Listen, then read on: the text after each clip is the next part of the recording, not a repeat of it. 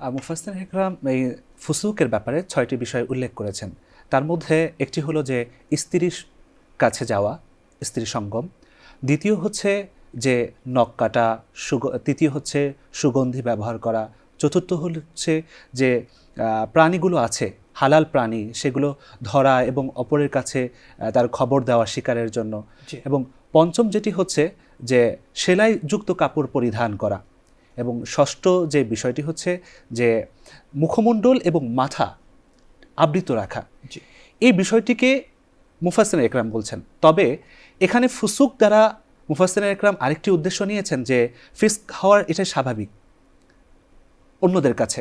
কারণ যে হজ করতে গেলে সেখানে অনেক মানুষের সমাগম হয়ে থাকে, যার ফলে একে অপরের সাথে গায়ে হাত লাগা বা একটু ব্যথা অনুভব করা এটা হয়ে থাকে স্বাভাবিকভাবে।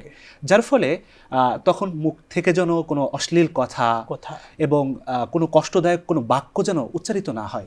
এই জন্য আল্লাহ তাআলা এই আয়াতকে নিয়ে এসে আবার সাবধান করে দিলেন। এবং পরবর্তীতে বলেছেন আল্লাহ তাআলা ওয়ালা জিদালা ফিল হাজ, যে এই হজটা হচ্ছে অত্যন্ত সচক্ষ নিয়ে এগিয়ে যাওয়ার নাম এবং রুলস মেনটেন করার নামই হচ্ছে হজ।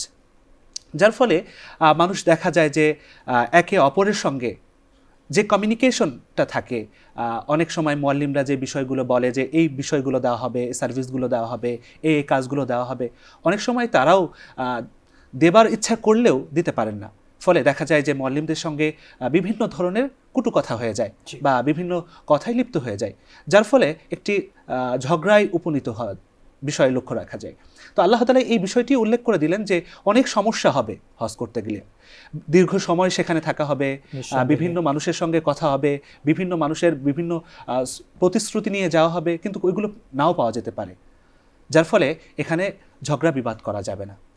অর্থাৎ কথা কাটাকাটি কিংবা মারামারি বা এই জাতীয় যত ব্যাপার আছে যেগুলো আমরা ফাহিশা জানি, যেগুলোকে আমরা খারাপ জানি, সমাজ যেগুলোকে এলাও করে না, এই সমস্ত নোংরা বিষয়গুলোকে পরিহার করতে হবে। হজেও এই বিষয়গুলোকে পরিহার করতে হবে।